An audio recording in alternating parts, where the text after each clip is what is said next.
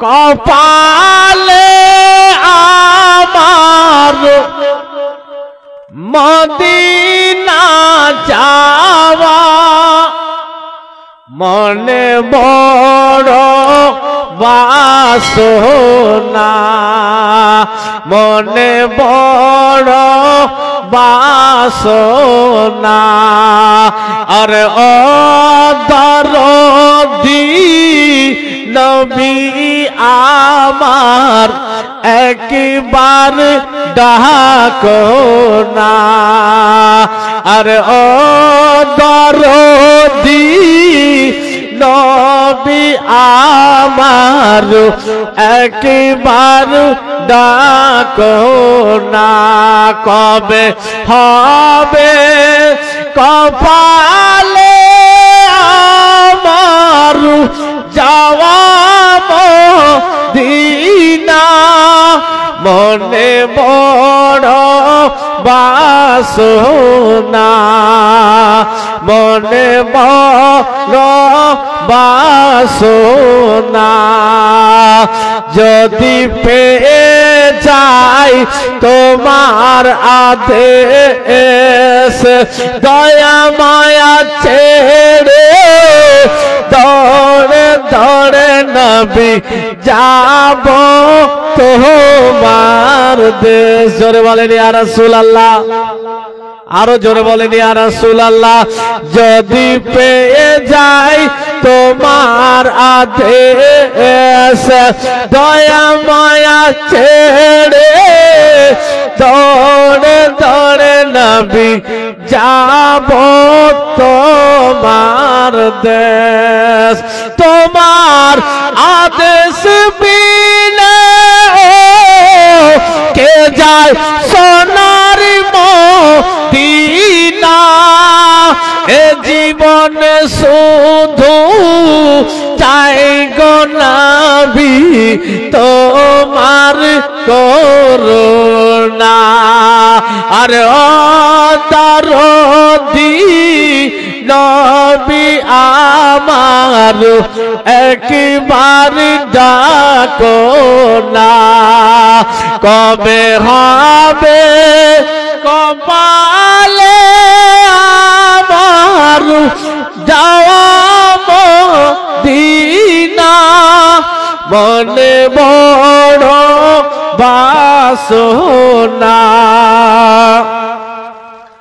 এ জগৎ মাঝারে যেদিকে তাকায় তোমার মতো জীবন দরদি আর তো কেহ নাই এই জগৎ মাঝারে যেদিকে তাকায় তোমার মতো জীবন দরদি আর তো কেহ নাই তুমি দয়ার নবী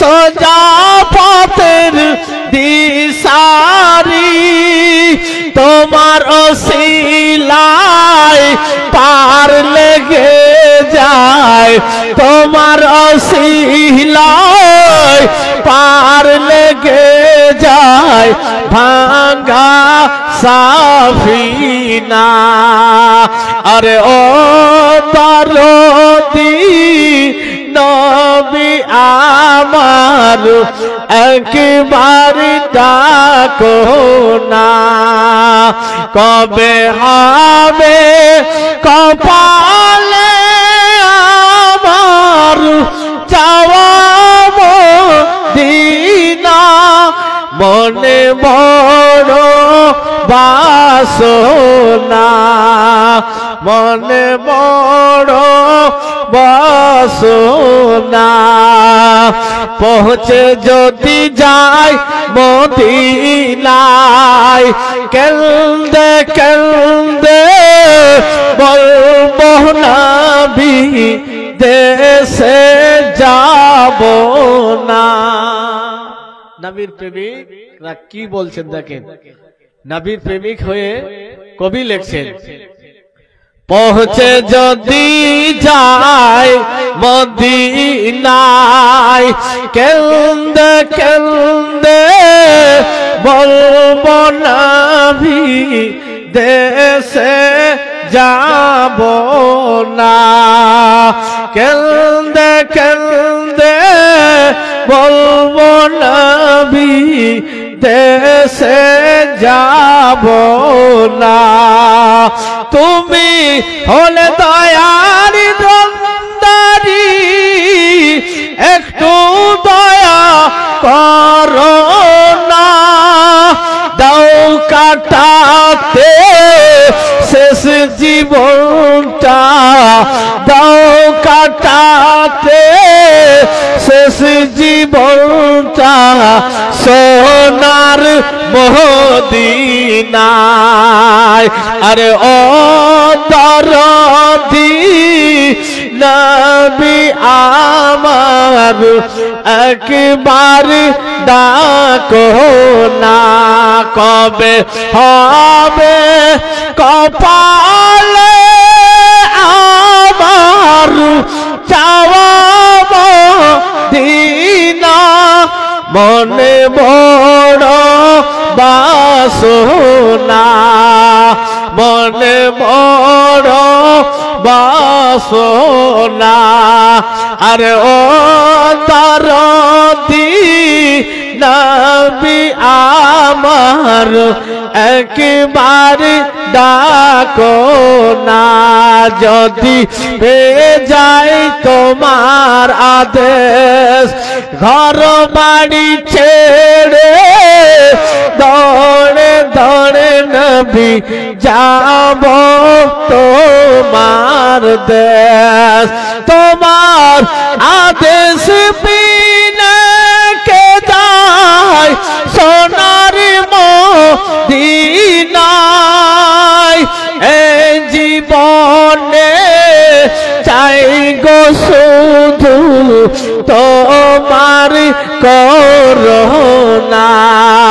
আরে ও দরদি নবী আমার, একবার ডাকো না, একবার ডাকো না। বেরাদার, আল্লাহ তাবারক ওয়া তাআলার আজকের এই মাহফিলকে যেন কবুল করুন, আল্লাহুম্মা আমিন। এইগুলো মাহফিল হওয়া, এই সমস্ত মাহফিল হওয়া দরকার আছে। যদি দীর্ঘদিন বৃষ্টি না হয় তাহলে জমিতে ঘাস হবে না, পৃথিবীতে গাছপালার অবস্থা ঠিক থাকবে না। আর মাঝে মধ্যে যদি বৃষ্টি হয় তাহলে কি হবে? পশুর জন্য, পশু পাখিদের জন্য, গরু বাছুরের জন্য খোরাক হয়ে যাবে, ঘাস হবে, তাদের তাদের রোজগার হয়ে যাবে, আর ফসলও ভালো হবে যারা ফসল করছে। আর যদি বেশি বৃষ্টি হয়ে যায় তাহলে তো বন্যা হয়ে যায়। আর যদি বৃষ্টি, আমাদেরকে মাঝে মধ্যে কোরআন ও হাদিসের মাহফিল করতে হবে।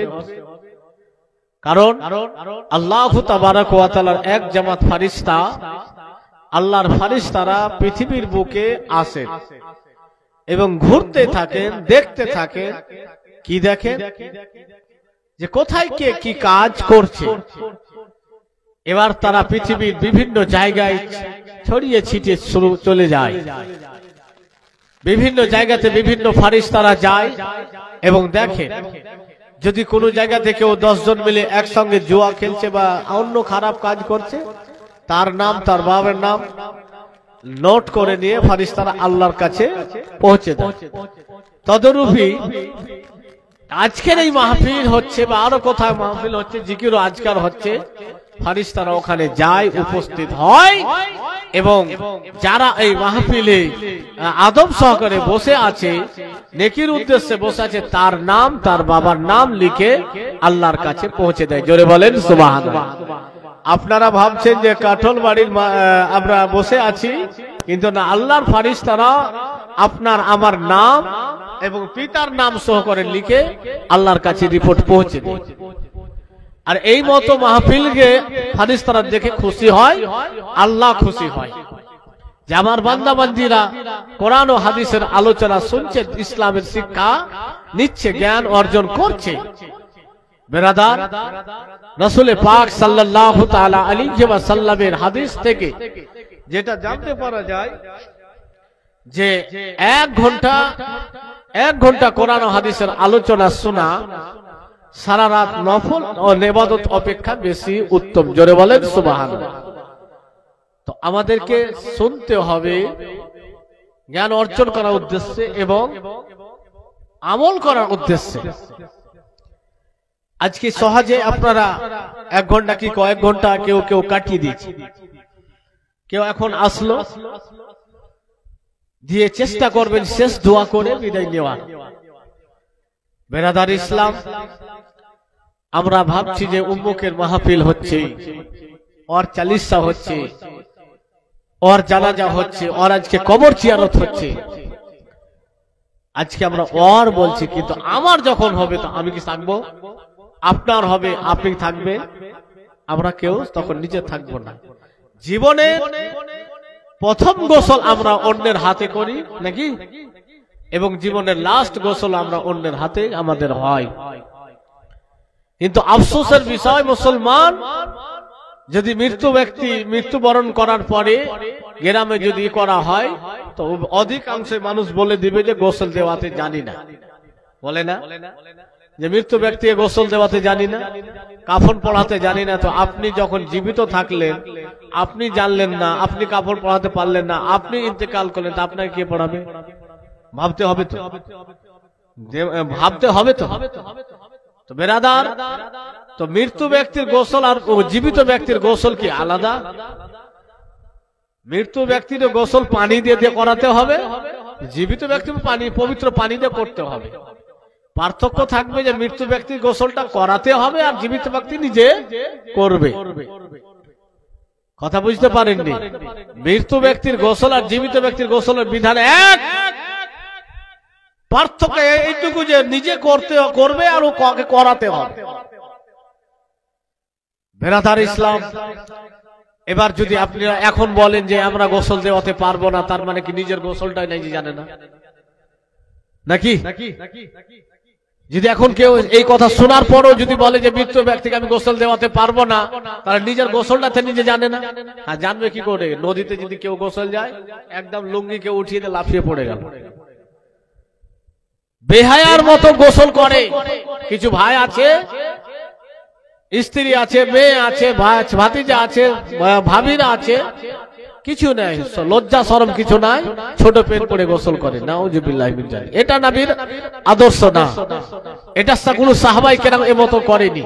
আমাদেরকে করতে হবে না, পর্দাতে গোসল করতে হবে, পর্দা সহকারে করতে হবে। বন্ধুগণ, জীবনের শেষ গোসলটাও আমাদেরকে অন্যজন করাবে। আমাদেরকে চিন্তা ভাবনা করে জীবন যাপন করতে হবে। নামাজ ছেড়ে জান্নাত আশা করবেন, কোরআন না শিখে জান্নাত আশা করবেন, ইবাদত না করে জান্নাত আশা করবে, এটা বোকামো হবে। পৃথিবীর বুকে যতগুলো আমল ইবাদত আল্লাহ এবং আল্লাহর রাসূল দিয়েছে, নবী থেকে যেগুলো জানতে পেরেছি, শিখেছি, হাদিসে এসেছে, সব থেকে উত্তম হচ্ছে আল্লাহকে রাজি করার জন্য, সেটা হচ্ছে কি? নামাজ। সেটা কি? নামাজ। আজকে মানুষ ভোর রাত্রে উঠে আজানের কেউ আগে উঠে যাচ্ছে, উঠে যে গরু বাছুর বের করছে, কিছু মা আছে যে বাড়ি ঘর ঝাড়ু ঝাঁটা শুরু করলো। দুঃখের বিষয়, আজান হচ্ছে, আজান শুনলো, সব শুনলো, কাজ সব করতে পারছে, কিন্তু নামাজটা পড়তে পারে না। ফজরের নামাজ কয় রাকাত বলেন তো? ফজরের নামাজ কয় রাকাত? 2 রাকাত সুন্নাত, 2 রাকাত ফরজ, 4 রাকাত নামাজ। 4 রাকাত নামাজ যদি আপনার খুবই কাজ থাকে, কতক্ষণ লাগবে? 5-7 মিনিটের ব্যাপার নাকি? তা আপনি গরুর সানি করতে পারলেন, সবই করতে পারলেন, ঘর বাড়ি ঝাড়ু দিতে পারলেন, আর ব্রাশ কলগেট তো করছেন, করে না? মুখ হাত তো মানুষ ধয়, তো ওটাই তো উজু। ব্রাশ কলগেট করে আপনি উজু করে 5টা মিনিট 5-7টা মিনিট নামাজ পড়াতে সময় দিতে পারলেন না, তো আফসোস হবে না মুসলমান? আপনি কি ভেবেছেন যে আপনি চিরজীবী? আপনি কি ভেবেছেন চিরজীবী? আপনি আজকে জালসা শুনে যাবেন, রাত্রে উঠতে আপনার হয়তো সকাল হবে না, আপনি চোখ খুলবেন তো আপনি কবরে আছেন, এরকম হবে না? মানুষ ইন্তেকাল হয় না এভাবে? আমরা শিক্ষা কখন নিব? নামাজ ছাড়িয়েন না, নামাজ পড়েন। কেউ বলছে সামনে ধরে নেবেন না, এখনো সময় আছে, দেখা যাবে না, এটা করেন, এটা করিয়েন না। কোন আলিম, কোন মুফতি, কোন পীর নামাজের মাপের কথা বলেনি, আর মাপ নামাজ নাই। যদি আপনার 2খানা কান কেটে গিয়েছে, রক্ত বের হচ্ছে, আর নামাজের সময় হয়েছে, নামাজ পড়তে হবে। 2খানা চোখ উঠে গিয়েছে, কানও কেটে গেছে, চোখও উঠে গিয়েছে, কিন্তু আপনার জ্ঞান ঠিক আছে, নামাজ পড়তে হবে। 2খানা হাত কেটে গিয়েছে, তারপরে 2খানা চোখ, 2খানা কান, 2খানা হাতও কেটে গিয়েছে, আপনার জ্ঞান ঠিক আছে, নামাজ পড়তে হবে। 2খানা পাও কেটে গিয়েছে, জ্ঞান ঠিক আছে, আপনাকে নামাজ পড়তে হবে। আপনার জিহ্বাও কেটে গিয়েছে, জ্ঞান ঠিক আছে, আপনাকে নামাজ পড়তে হবে। আপনার শরীরের যদি মাংসগুলো কেটে কেটে পড়ে যায়, আর আপনার যদি জ্ঞান ঠিক থাকে, তবুও আপনাকে নামাজ পড়তে হবে, ঠিক কিনা? তাহলে নামাজ ছাড়ার কোনো অপশন আছে? হ্যাঁ, নামাজ ছাড়বে কারা? যারা জ্ঞান নাই, পাগল আর পাগলি। যারা পাগল পাগলি, এদের শরীয়তের বিধান বর্তাবে না। আর ছোট বাচ্চা, এখন আমরা পাগলরাকে দেখে হাসি, পাগলিরাকে দেখে হাসি, কিন্তু আমরা আসলে পাগল। আমাদেরকে পাগল হতে হবে খোদার রসুলের, আল্লাহ রসুলের পাগল হতে হবে। বন্ধুগণের আমার, আপনার আত্মাখানা বেরিয়ে যাবে, মসজিদে এলান হয়ে যাবে, গ্রামের মানুষ ছুটে আসবে দেখার জন্য। আত্মীয় স্বজন কাঁদবে, মেয়ে কাঁদবে, স্ত্রী কাঁদবে, মা কাঁদবে, আপনার জন্য কাঁদবে। আপনি দুনিয়া করেছেন, দুনিয়ার মায়া জালে পড়ে আপনি আল্লাহর ইবাদত থেকে দূরে ছিলেন। বলেন তখন আপনার মন কি চাইবে? আপনার তো এমন ভাবে আত্মা বের করা হয়েছে হবে যে আপনার শরীর চাকনা চুর হয়ে থাকবে, একটু স্পর্শ করে আপনি ব্যথা পাবেন। বন্ধুগণ, সেই সময় আপনি বলতে পারবেন না যে ভাইরা, আমার আত্মা খুব জবরদস্তি করে বের করা হয়েছে, আমাকে খুব খারাপ অবস্থায় আমার আত্মা বের করা হয়েছে। আপনি সব জানছেন, কিন্তু আপনি বলতে পারবেন না। এটাই তো বড় কষ্ট। কোন মানুষ যদি সেন্সলেস হয়ে যায়, ব্রেন স্ট্রোক হয়ে গেছে, জ্ঞান ফিরে আর নাই, কত আমরা কষ্ট পাই। সে জ্ঞান আছে না, শ্বাস প্রশ্বাস চলছে, কিন্তু কাউকে কিছু বলতে পারে না, আমরা কত কষ্ট পাই। এরকম হয় না? বন্ধুগণ, আমাদেরকে চিন্তা করতে হবে, যতটা দিন, যত ঘন্টা, যত মাস আমরা সময় পেয়েছি, নামাজ ছাড়া কোন কথাই আসবে না। নামাজ ছাড়তেই পাবে, নামাজ পড়তেই হবে, কোরআন শিখতেই হবে। নামাজ ছাড়বেন আর আল্লাহর কাছে জান্নাত আশা করবেন। কোরআন পড়বেন না, আল্লাহর কাছে জান্নাত আশা করবেন। রোজা করবেন না, জান্নাত আশা করবেন। যাকাত দেবেন না, জান্নাত আশা করবেন। হজ করবেন না, জান্নাত আশা করবেন। ইসলামের প্রথম মূল স্তম্ভ হচ্ছে 5টি: কালেমা, নামাজ, রোজা, যাকাত, হজ। এই 5টি কম্পালসারি। এর মধ্যে 3টি সবার জন্য, 2টি যারা মালিকে নেশাব। এখন প্রায় মানুষ মালিকে নেশাবের মধ্যেই পড়ে যাচ্ছে। বেরাদার ইসলাম, তাই এই 5টি জিনিস আমাদেরকে বেশি করতে হবে, করতেই হবে। না হলে আমরা ইসলামকে ধ্বংস করছি, নিজের ঈমানকে আমরা ধ্বংস করছি। বন্ধুগণের আবার বলতেছিলাম কি, মা কাঁদছে, স্ত্রী কাঁদছে। ভালো মানুষ যদি হয় তাহলে বলবে যে দেরি করো না, তাড়াতাড়ি করে আমাকে কবর দাও, কারণ কবরে নবীর সঙ্গে দেখা হবে। জোরে বলেন সুবহানাল্লাহ। আর যদি খারাপ মানুষ হয়, বলবে তোমরা আমার জন্য কেন এরকম ব্যবস্থা করছো, কোথায় নিয়ে যাওয়া হবে। হায় হায়, আফসোস করতে থাকবে যে আমার নবীকে, যে আমার নবীকে ভালোবাসিবে, যে আমার নবীকে ভালোবাসিবে, সে তো জান্নাত জান্নাতের অধিকারী হবে যে আমার নবীকে নিয়ে চলো তাড়াতাড়ি, নিয়ে চলো তাড়াতাড়ি আমার জানাজা, নিয়ে চলো তাড়াতাড়ি আমার জানাজা। কবরেতে নবীজির দিদার হবে যে আমার নবীকে ভালোবাসিবে। বেরাদার, চেহারা যদি নবীর চেহারার সঙ্গে মিলে যায়, আমল যদি নবীর মতো হয়ে যায়, তো নবী আপনাকে দেখে খুশি হবে। জোরে বলেন সুবহানাল্লাহ। নবীর চেহারাতে দাড়ি ছিল কিনা মুখে? ছিল। নবী নামাজ ছেড়েছেন? নবী খারাপ কাজ কোন করতে বলেছেন? না। হুজুর সাল্লাল্লাহু তাআলা আলাইহি ওয়াসাল্লাম বিশ্বরেকর্ড করেছেন 63 বছর জীবনে নবী একটাও কথা মিথ্যা বলেনি, একটাও কথা। সেই নবীর আমরা উম্মত। তাই ভাই বন্ধুদেরকে বলবো, মা বোনদেরকে বলবো, মিথ্যার আশ্রয় নিয়ে না, রাসূলুল পাক সাল্লাল্লাহু তাআলা আলাইহি ওয়াসাল্লামকে ফলো করে জীবন যাপন করতে হবে। সেই মতো জীবন নিয়ে আমাদেরকে যাপন করে দুনিয়া থেকে বিদায় হয়ে কবরে যেতে হবে। তাহলে কবর, আমরা ভাবছি যে কবরটা কবে, না, কবরে যদি আপনার প্রশ্ন উত্তর ঠিক না হয় তো সেই কবরে সাপ আপনার নিযুক্ত করা হবে। যে এখন যদি এখানে আপনি অন্ধকারে হাঁটছেন, দু চারটা সাপ যদি হয়তো আপনি থাকবেন ভাই, ভাগতে শুরু করবে, সাপের ভয় হবে না।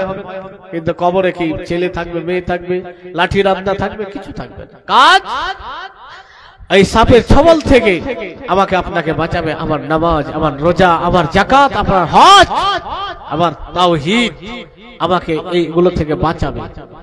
বেরাদার ইসলাম, তাই নামাজ হচ্ছে এমনই একটি ইবাদত, আমাদেরকে আরো বেশি হিসাব দিতে হবে। সুগারের জন্য আমরা হাঁটাহাঁটি করি, ডাক্তার হাঁটতে বলেছে ছুটাছুটি করি, হেঁটে মসজিদে যাই না, আমরা উঠা বসা করি, ব্যায়াম করি, কিন্তু আমরা রুকু সেজদা করি না, নাকি? তাহলে আপনি সকালে উঠে করছেন, তো আপনি নামাজ পড়লে কি শরীর চর্চা হবে না? নামাজটা পড়ে নেন। এবার যদি আরো বেশি করে, আরো বেশি করে নামাজ পড়েন, না হলে আগে ফরজটা তো আদায় করেন। বন্ধুগণের, আবার খাটলিতে উঠার আগে নামাজ পড়ুন। আপনার নামাজ পড়ার আগে আপনাকে নামাজ পড়তে হবে। জানাজা আমার আপনার হবে কিনা? তো আপনার আমার জানাজা হওয়ার আগে আমাকে যে নামাজ পড়তে হবে। ইন্তিকাল আপনাকে বলে আসবে না, আত্মা বের করা হবে, আপনাকে আমাকে বলে আসা হবে না যে এত বছর পর, আমরা জানি যে এত বছর পর মারা যাবো না। আসুন কবি কি বলছেন, সাজায়া গুজায়া দে মরে সজনি তোরা, আপন ঘরে যেতে দে মরে সজনি তোরা, আপন ঘরে যেতে দে মরে। এত রঙ্গ এত বাহার পুরাণে সহে না আমার, এত রঙ্গ এত বাহার পুরাণে সহে না আমার। আমায় সাদা কাপড় পরে তে মরে সজনি তোরা, আপন ঘরে যেতে দে মরে। কল পাতা গরম জলে আদর করে গোসল দে মরে, কল পাতা গরম জলে আদর করে গোসল দে মরে। আমার শেষবারের মতো দোলহা সাজিয়ে দে সজনী তোরা আপন ঘরে যেতে দে মোরে ভাই বন্ধু আপন জন সঙ্গে তোমার কেউ হবে না ভাই বন্ধু আপন জন সঙ্গে তোমার কেউ যাবে না বাসের খাঁচার পালকি বানিয়ে দে সজনী তোরা আপন ঘরে যেতে দে মোরে সজনী তোরা শেষবারের মতো বিদায় দে মোরে কোল পাতা গরম জলে আদর করে গোসল দে মোরে কোল পাতা গরম জলে আদর করে গোসল দে মোরে আমায় শেষবারের মতো দুলহা সাজিয়ে দে সজনী তোরা আপন ঘরে যেতে দে মোরে সজনী তোরা শেষবারের মতো গোসল দে মোরে এত রঙ্গ এত বাহার পরাণ সহে না সবার এত রঙ্গ এত বাহার পরাণ সহে না আমার বাসের খাঁচার পালকি বানিয়ে দে সজনী তোরা আপন ঘরে যেতে দে মোরে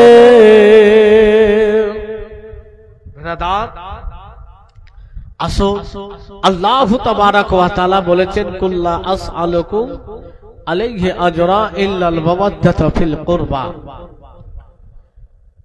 আমার আপনার কাছ থেকে মুহররমুল হারামের মাস আশুরার তারিখ বিদায় হয়েছে সেই আশুরার তারিখে যারা বেশি এভাবে হুসাইনকে ভালোবাসে মাথায় ই বেঁধে হুসাইন হুসাইন করে নিয়ে ঢোল ঢাক নিয়ে ভাই নিয়ে ঘোরাঘুরি করে এখানে দুঃখ হচ্ছে মুসলমান মুহররমুল হারামের কি করতে হবে কি করতে হবে না আপনাদেরকে আলিম ওলামাদেরকে জেনে কাজ করতে হবে আলিম ওলামাদেরকে জেনে কাজ করতে হবে হযরত ইমাম হুসাইন শেষ মুহূর্তে নামাজ ছাড়িনি হযরত ইমাম হুসাইন রাদিয়াল্লাহু তাআলা আনহু কে শহীদ করা হয়েছে নামাজরত অবস্থায় জোরে বলেন সুবহানাল্লাহ আমার ইমাম যদি নামাজ শুরু না করত জালিমদের পক্ষে সম্ভবই ছিল না ইমাম হুসাইনকে শহীদ করা সেই মুহূর্তেও আমার হুসাইন নামাজে আল্লাহকে আল্লাহর শরণে দাঁড়িয়ে গিয়েছেন আর এমন ধীরস্থির নামাজ আদায় করেছিলেন যে মুসলমান কোনো বিপদই নাই কোনো দুঃখই নাই কোনো কষ্টই নাই কিন্তু ছেলে বিদায় হয়েছে ভাতিজা বিদায় হয়েছে ভাই বিদায় হয়েছে আত্মীয় স্বজনরা বিদায় হয়েছে বন্ধুরা একের পর এক শহীদ হয়েছে আবার হুসাইন সবার লাশকে উঠিয়েছে কাঁধে পেটে খাবার নাই পানি নাই কিন্তু নামাজে যারা যখন যেত এত মধুর নামাজে তাদের ছিল এত ভালোবাসার নামাজে ছিল যে দুনিয়া কোনো কষ্টই তারা মনে ছিল না জোরে বলেন সুবহানাল্লাহ আমার হুসাইন সেই সময় নামাজ পড়েনি আর বলছে আজকে তো মুহররমের দিন একটু ই করেইনি না কারবালা আমাদেরকে শিখিয়ে দিয়েছেন কি যে শেষ মুহূর্ত নামাজ ছাড়তে হবে বন্ধুগণের আবার আসুন হযরত ইমাম হুসাইন রাদিয়াল্লাহু তাআলা আনহুর মেয়ে সাকিনা হযরত ইমাম হুসাইন রাদিয়াল্লাহু